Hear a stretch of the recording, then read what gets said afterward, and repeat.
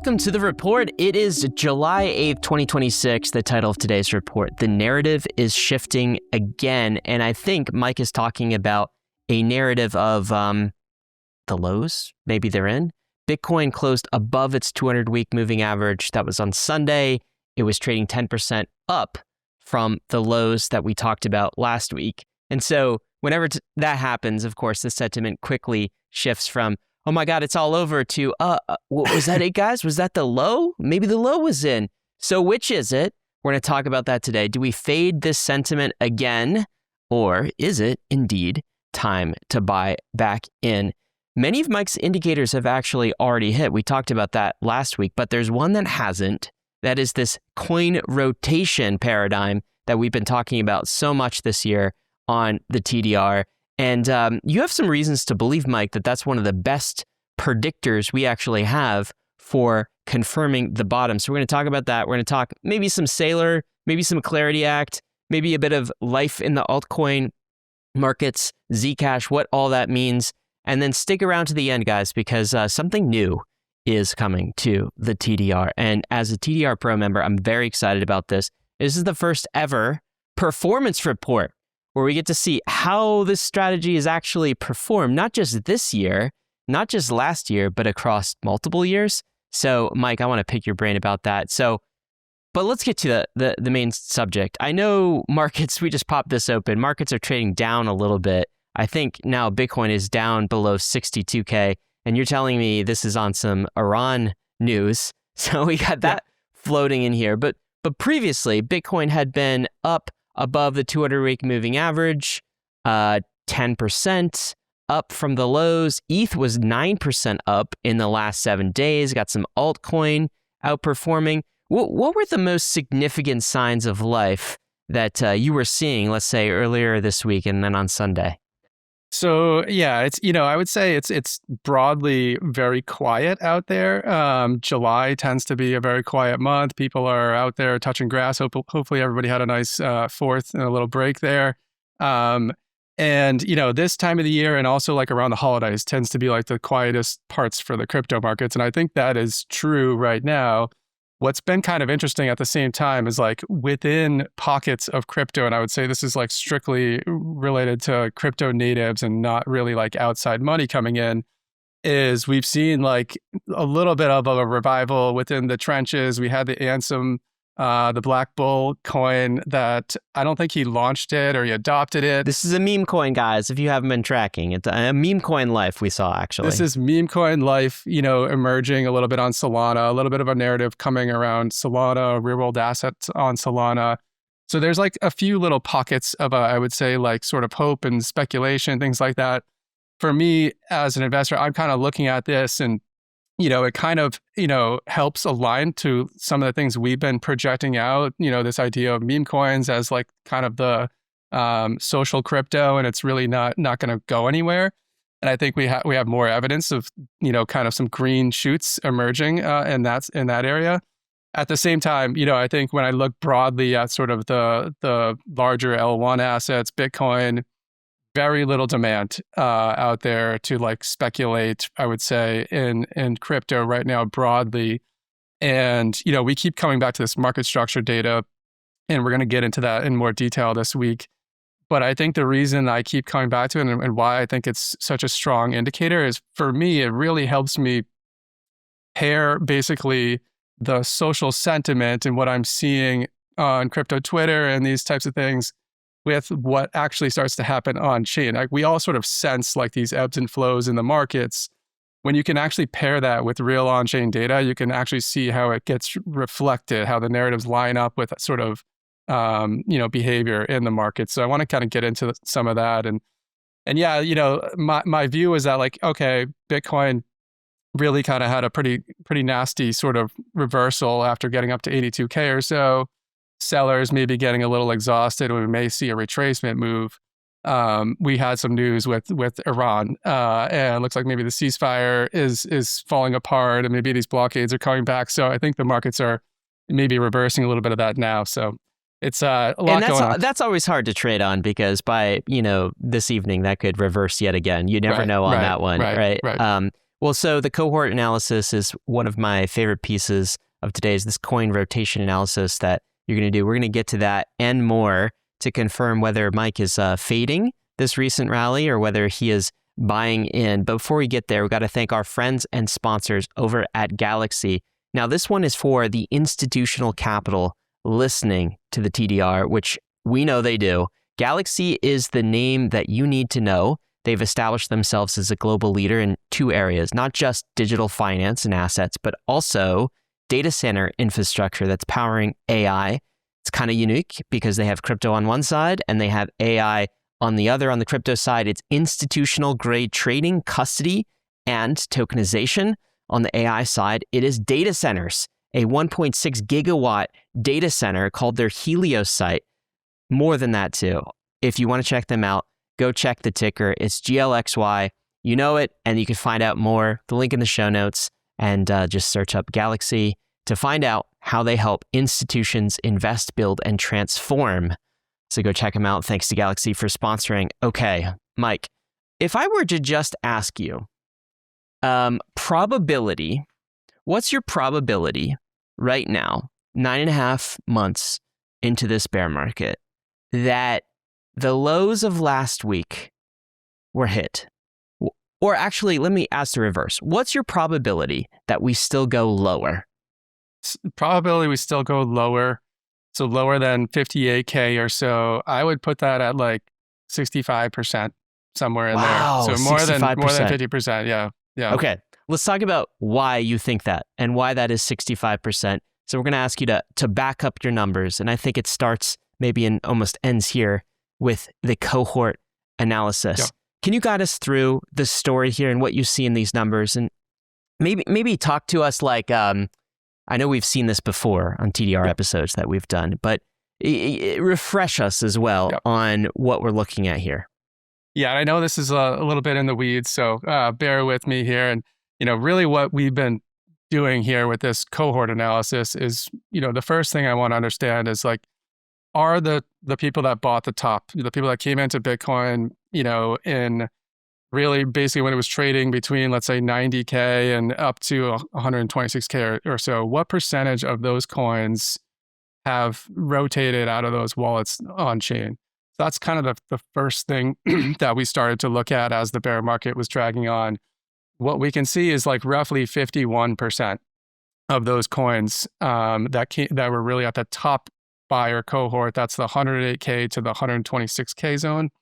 51% of those have rotated out. So roughly half of those folks have coughed up their coins, got frustrated, couldn't deal with the volatility, they're out. When we go to the next sort of cohort below them, the 92 to 108K cohort, which is also, came in sort of at the top of the market, those coins are only down about 17% in terms of the amount of coins that were bought at that level to where we're at today. So that tells me, we probably have some more to go. If we look at the equivalent cohort from the 2022 bear market, that was like 47 to 56K. When we finished the cycle, they had coughed up 50% of their coins in the last market. So we're at a level where you would expect some more as time goes on. We talked about time-based capitulation. As more time goes on, we expect some of those holders to cough up their coins. The other thing that I'm really trying to assess here is to actually like pay attention to how this all played out in the 2022 bear market. And we can sort of line up, what I'm doing here is trying to line up what I think the equivalent holder cohorts were in 2022, and then get to where we think things are shaping up in the current cycle. And what we can see here, you've got, I believe you got the 2022. Yeah. So looking at 2022 here, what we can see is like about where we're lining this up exactly 273 days into the bear market and that was August 8th of 2022. And 5% of the supply was in sort of the prior cycle top cohort at that time. And what we can see is that the cohorts above it, so 21 to 25K, 25 to 29K, 29 to 34, all of these cohorts were growing in size, right? If you look at the right-hand side, you can see that all of those cohorts were up, roughly 9 months into the bear market. So what that is telling me is like a lot of these investors were happy to buy these dips a little bit early back in 2022. So all of these cohorts in the, let's call it 25 to 40K range were rising. People are coming back into the market, buying up the dips. If we kind of go down, so that's 9 months in. Now, if we compare what that looks like to, the full cycle after we had hit the lows, what you'll find is that all of those cohorts that were picking up the coins, call it 30 to 40K or so, all of those cohorts dropped compared when you look at the end of the cycle. And where did all the coins go to? They went into that zone right at the prior cycle top. So we went from 5% of the supply in that 17.8 to 21K zone 9 months into the bear market. That jumped to almost 13% once we got to the lows. So basically what this is telling me is like most of the reshuffling of coins actually happened like in the final quarter of the bear market. I think there's a number of reasons for this, the time-based capitulation elements of this, just the ebb and flows of the market, people giving up, getting frustrated. And I think in some cases, people that were buying dips earlier in the cycle, maybe, getting frustrated, realizing, they were wrong about how deep the bear market might get. They sell, then they try to buy back, at the lower levels.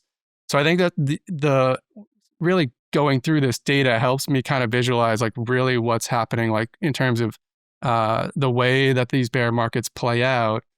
And I think so far in the current bear market, it's roughly following a very similar track. So if we go back up to that visual, we can see that the cohorts above this prior cycle top zone have picked up a lot of coins, right? So the 78 to 92K zone is up, 9.3%. The 66 to 78K cohort is up 6%. And we've just started to see the prior cycle top zone, the 56 to 66K zone, start to pick up some coins. So it's starting to happen. I just think that there's a lot more reshuffling that could play out here. And as we see more weakness, it's starting to give me more conviction that this is probably the most likely path. And this is kind of how you get to like, okay, the probabilities are pointing towards maybe a lower low. That's kind of how I'm getting to that 65% or so. Okay, so let's try to make sense of this a bit more here, Mike. So you're saying the thing that you distrust about this recent rally and the reason you're thinking the lows for Bitcoin may not be in is because you haven't seen the coin rotation you'd expect to see during the conclusion of previous bear markets. So you're not seeing it. We've confirmed a number of other indicators. We talked about them last week. Yep. But the main thing that's just like you can't ignore is you're not seeing this coin rotation. But I want to push on this a little bit and pressure test this. You're comparing the coin rotation to 2022. I know you have some other charts from 2018, but in today's report, we're looking at the 2022 numbers. Yep. 2022, we had this big capitulation event. We talked about it last week, which was FTX. And that was a shock to the system. Like people genuinely who were first-time Bitcoin buyers during that cycle and the top buyers, that top cohort that you've been talking about so much, they genuinely thought it was over. Like how often does a $10 billion crypto exchange go bankrupt? That has never happened. And it happened that cycle. And so there was this really difficult, hard capitulation type of event, a shock, let's say. And it's not looking like that's going to be repeated this time. So maybe what we should do is take a look at the 2018 numbers rather than 2022. What I'm saying is maybe this time in some ways is different. And maybe that's what explains these young buyers, this kind of like first top buyer cohort. Maybe that's why they're holding on because they're not seeing that type of capitulation event and shock to the system that we've seen in previous cycles. So there are some differences here that maybe mean the pattern is not going to repeat exactly as 2022. Yeah, I think that's fair. I think that's if the pushback on this view that a lower low is coming. I think that's the main view. Where I come in on it is like I don't know. I can't predict if we're going to have a credit event or something else. I don't foresee like a FTX style unwind of a major exchange or a B tier exchange.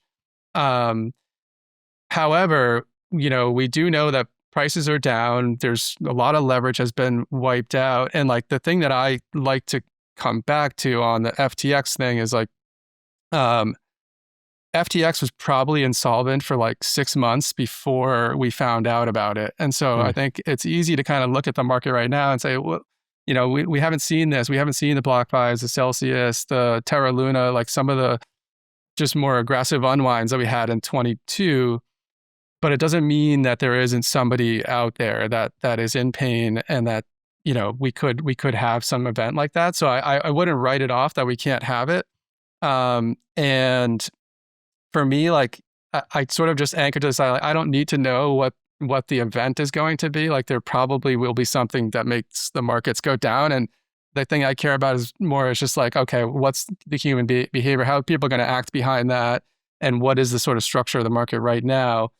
I think the other piece that if you wanted to sort of fade this view would be like if I could come to some conclusion on a catalyst or a bullish catalyst in the market. So maybe that's passage of the Clarity Act that comes through.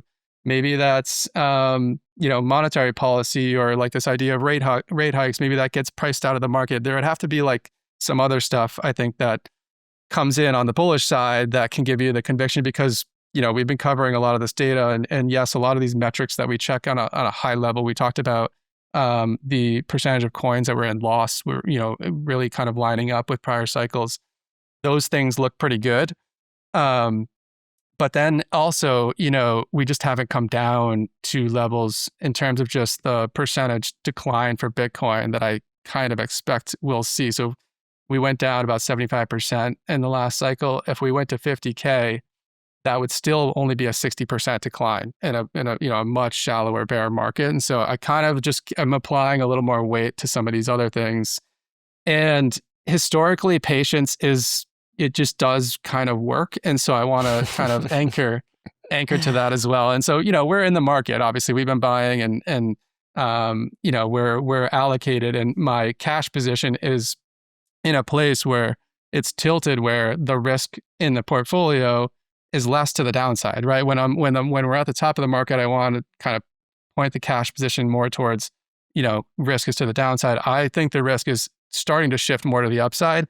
I just think, we probably have a little more turbulence to navigate here. I want to make sure people get that take, right? Because there's a tendency for people like to put others, investors, just opinions in general into binaries of you're either bullish or bearish. Yeah. If you look at the TDR portfolio, it points towards being bullish. I mean, you are a majority crypto at this point, have been buying these dips and buying this bear market. So I think some people will walk away, and maybe this happens on crypto Twitter to you, and be like, Mike is bearish. Well, no, he's not. He is tilted bullish from a portfolio perspective. He just thinks that the bottom is not quite in. And largely the reason for that is he's looking at coin rotation and hasn't seen what he expects to see for coin rotation this cycle. This is the way you put it. The data tells us that a large swath of Bitcoin holders did not believe Bitcoin would enter a prolonged bear market. That would be kind of that top cohort we're talking about. Despite what we've seen in the past, it's our view that these investors may become impatient, lose faith, give up if Bitcoin has another drawdown, establishing a lower low sometime later this year, which is where the probability supports. That's why you're at 65% probability. Okay, let's talk about some other data points that we're seeing here. One is ETF volumes, spot volumes. Actually, all of this is really volume driven, how much trading is happening, perps, open interest. What is that pointing to?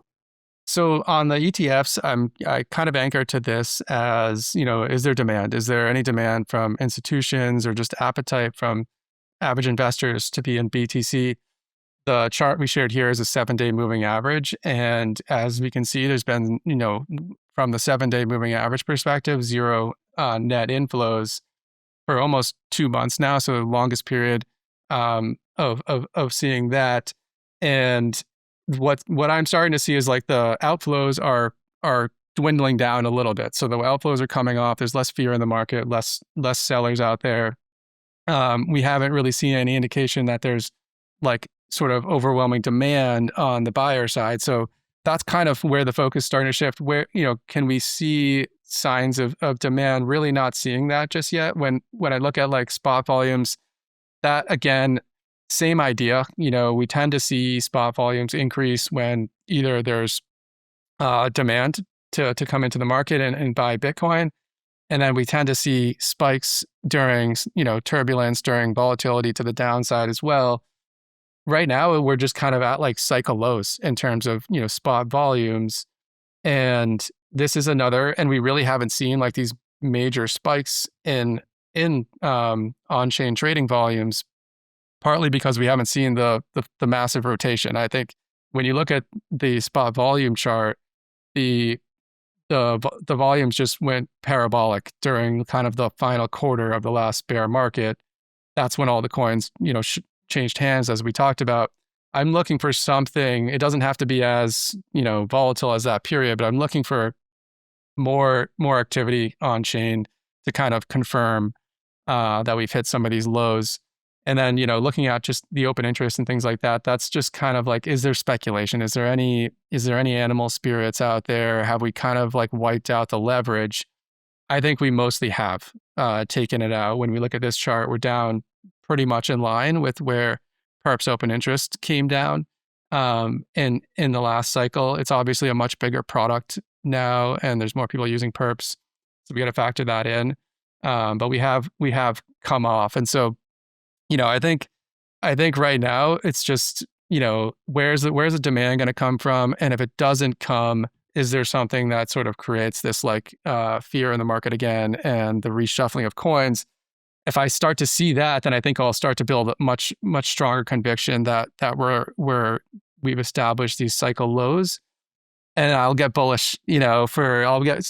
Bullish on a consistent basis. Full on bullish. We haven't seen full on bullish Mike yet. We haven't seen full on bullish Mike just yet. And I think that will come, once I have more conviction, like that some of this stuff is played out. This was super key. So you need to see and you want to see spot volumes return. And that will happen probably at the bottom when Bitcoin price looks pretty low. And to connect these dots, this fits with the coin reshuffling story that you've been looking at and telling, which is, of course, the newer cohort, the newer buyers are selling to the veterans. They're selling to the older buyers, and the older buyers are buying them. Like that's what happens during the late cycle of these previous bear markets. So you'd expect to see that in actual volume in some of these trading venues. And that's how you know that the coin shuffling is actually taking place, and that helps you confirm the bottom. So you're saying three things here. You need to see the coin shuffling.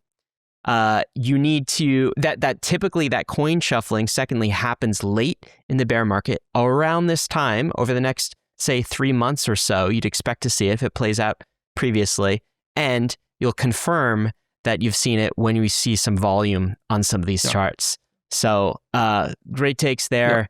Let's talk a little bit about some of the other things in the water right now. Sure. Strategy, the Clarity Act, maybe some altcoins.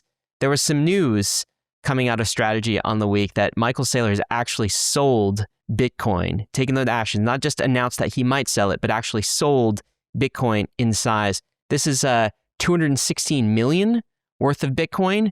This is a pretty large sale, although it represents less than 0.5% of the total MicroStrategy supply.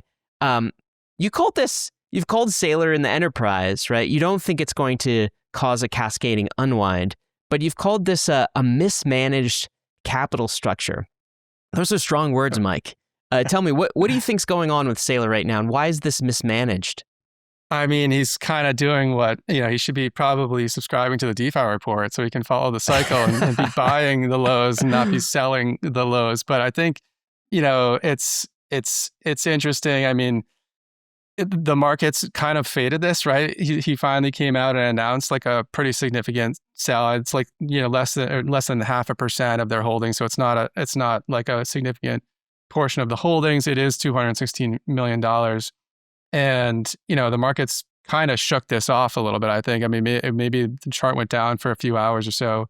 Kind of interesting that it just shook it off. And when he sold 32 Bitcoin and initially announced this, there was a lot more fear in the market over it. I think this is starting to resolve itself is kind of my take is they now have 2.5 billion of cash on the books to pay dividends on these fixed income products. Looks like it's about 17 and a half months or so of runway to pay those dividends. So I think, if you're a stretch holder, you can start to get a little more comfortable. Maybe we see the stretch, it's trading below that 100 par level. It's trying to get back up there. So maybe we start to see this resolve a little bit. I think the reason I'm saying it's a mismanaged capital structure is he obviously doesn't want to sell Bitcoin. He would rather issue shares of Stretch. He would rather issue shares of MicroStrategy to fund both dividend payments and Bitcoin purchases. But the MNAV for Strategy has just gotten to a place where he can no longer, dilute Strategy holders in that way. He's still diluting them when he sells Bitcoin because Bitcoin per share drops for Strategy holders. So you're still doing it, but he's just sort of picking his poison here in terms of how he's managing this. And, I don't see like this like margin call or something like this that's a big credit event. I just think it's something that the market's probably paying maybe a little too much attention to. It's creating maybe some buying opportunities. If you're a MicroStrategy holder, you need to probably be paying attention a little bit more. But I kind of think this is going to just kind of resolve itself at some point. We may, maybe it gets worse if Bitcoin comes down and he still has to sell more, but that's kind of my view on this. Like it's as a Bitcoin holder, I'm sort of just observing it from the sidelines and looking for buying opportunities. So this is a problem for MSTR holders, not for Bitcoin holders in your mind. Yep. How about the Clarity Act? So now the weight of probability on poly market is that's not going to happen this year. It still could. I think the odds are somewhere around 40%, but that's down from, what was it, like 70%, 75% in May of this year. And I mean, time is getting short in Congress. Do we need this? Could this be the upside catalyst that you were talking about to inject some bullishness back into these markets? What's your overall perspective? Yeah, it's tough. I think, the industry, I think, needs this in the long term. And it feels like the window is sort of closing in a little bit on us here. But it's getting and this window is closing because of concerns that the House, is going to go to the Democrats in the midterms. And that's gonna basically potentially reset this whole process if this bill doesn't get through by the end of the year. And so I think poly market has it under 50% right now. It doesn't mean this is this is not going to happen, but I think we need to see some significant progress here probably before the August recess. So over the next month or so, if this is actually going to make its way through. Does this, if it doesn't make its way through and we're in towards the end of Q3, or we get the clarity from what's happening on the ground that it's not going to pass, it probably does cause, markets to drop a little bit, I would think.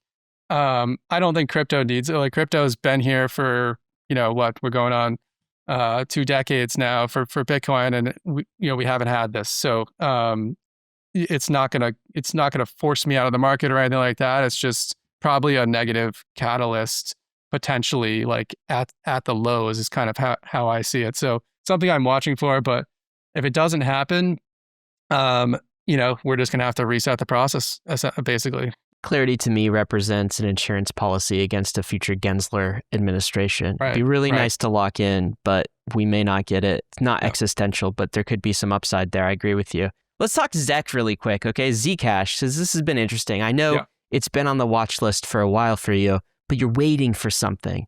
You write this, Zcash continues to hold up relatively well. We're now nearly 8 months from its peak. It's down 30% at the time of writing.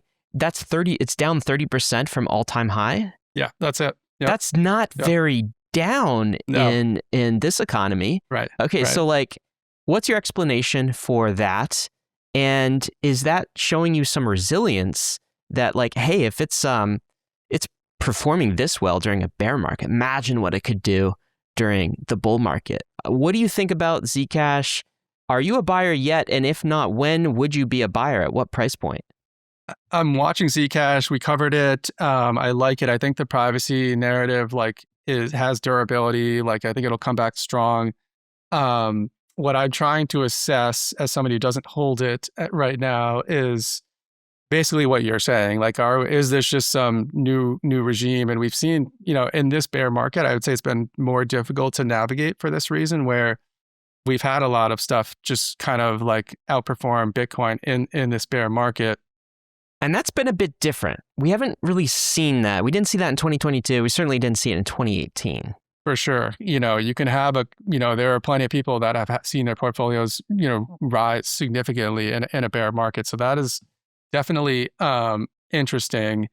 With Zcash in particular, I've been looking at it a little bit more this week, and my thoughts on it are that it's not in some new.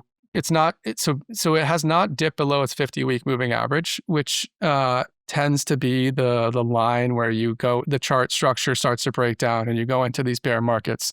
So it's holding sort of its bull market structure, I would say, right now. What I'm looking at is the fundamentals are not really there. So, we did see a pretty good increase in like the shielded supply of Zeke. We haven't seen like a ton of just activity on the chain in terms of users, sending it around and transactions, things like that, which, we don't have to see that, but it's sort of a signal to me that maybe it's a speculative trade right now. And that's kind of what this chart is showing, is the amount of just perps open interest just went totally parabolic, and it actually peaked like well into the bear market. This is like I don't know if I've ever seen a chart look like this, like 6-7 months into a bear market where the demand to speculate on it was at its all-time high, and it was up 8,200% in terms of perps open interest. So this is a very, very speculative vehicle right now. Even when we compare the perps open interest today to where it came down to in February, when I think it traded down to $200 or so, it's still almost up 2x, from those levels. So I'm kind of fading this idea that it's just going to trade independently. And I sort of think that Zcash tends to have these like very long, drawn out bear markets. It has tons of speculation late in cycles. And then it has these very long, drawn out bear markets where this privacy narrative sort of falls apart. We may not see as deep of a bear market for Zcash, but I still think the probabilities point to like it breaking that 50-week moving average at some point. It's still well above that level. It's about $306 or so. And so let's see if this sort of unwinds. It was able to rebound after there was like an exploit, a few months ago, and it sold off and it rebounded very quickly out of that. So, but I think that chart is telling me that like with all of that speculation that occurred and getting to all-time highs for perps open interest back in late May period, price was still unable to get to a new all-time high. And that kind of tells me that the air may actually be coming out of it. So something I'm watching. We'll continue to monitor this, and I'll become a lot more interested as a buyer if I do see it kind of trade off and break that 50-week moving average. All right, let's wrap this up, Mike. So this is what you say in closing. In the near term, we think sentiment and narrative surrounding it, that is Bitcoin, might get louder around the idea that the low is in, but it will mostly come from folks who have been saying that for 9+ months now. When I read that made me laugh a little bit. I think that is true. Last week, I asked you about limit orders, and I said, hey, if you could do one limit order for Bitcoin price, what would it be? I think you told me 55K. Is that still the number for you? If you're looking for kind of a dip, the next buy type opportunity, is it around there? I'd say 55 and 50K. So I kind of have pretty strong conviction we're going to see 50K. And so that's kind of the number. If you can buy 60 versus 55, like not a huge difference there. But I think if we drop below 55, we're probably going down to 50, possibly 48K, something like that. That's 60, little over 60% drawdown for the entire cycle. The sort of deeper drawdown would be like 40K.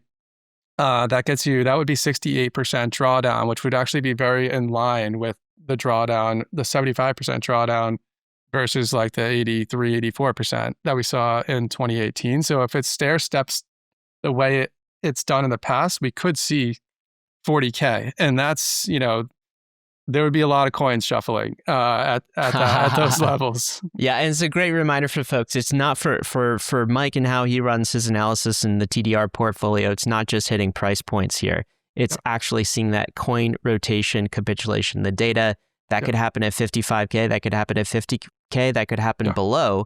In order to get that access, of course, you need to subscribe right here on a weekly basis where we run these reports, and also on the TDR where you can access this report and others. Something really cool that is coming to the TDR Pro, there's a little footnote in today's report, is something I think you're calling a performance report. Yep. And correct me if I'm wrong, but this looks like it's kind of like realized, unrealized gains, like performance of your strategy, the TDR strategy, not just over the last year or two, but even stretching back further. As a pro member, this is something I've hoped for and wanted for a while. I know we have access to kind of what your moves are on the week, but just to see them charted over time, to see this strategy in action, what's that performance report going to include? Yeah, and this is something I view as like part of the service of the product, right? Transparency and sharing all of this. We share all of our trades and trade alerts, and the full history is available on our website. What we're doing next week is kind of like it's sort of like you get performance reviews when you work at a corporation or something. We're kind of like just going through the entire strategy. We're gonna start to report our realized and unrealized performance on a monthly basis. So we will share that. The reporting that we're sharing next week is going to be just TDR Pro, right? Okay. So we are not going, like, the stuff that I don't really think it's fair for me to report the big wins that I had before they were available to TDR Pro members. So we're only reporting from TDR Pro inception, which was about a year ago. So we're about a year into this product. We started sort of at the end of a bull market period when I was already kind of going risk off. We ended up doing really well towards the end of the cycle. We managed risk really well. But also, like, I like to really look in the mirror and say, what did I miss? What could I have done better? And then, share all of these, the returns and everything, and then get into the current portfolio and our thoughts. This is where we're at. These are the purchases we made. This is where my head's at moving forward. So I hope it's, really valuable for people, not just the transparency of it, and but also just kind of like having this review every once in a while of kind of auditing ourselves and just holding ourselves accountable a little bit. That's a great practice. And I think your drive is to become a better crypto investor. And I think some of that's rubbing off on TDR Pro members and listeners of the podcast. So thanks so much, Mike. I'll talk to you again next week. Got to end with this, of course. None of this has been financial advice. You guys know this is an investor journal, and we're on the journey right alongside you. Until next time, stay curious.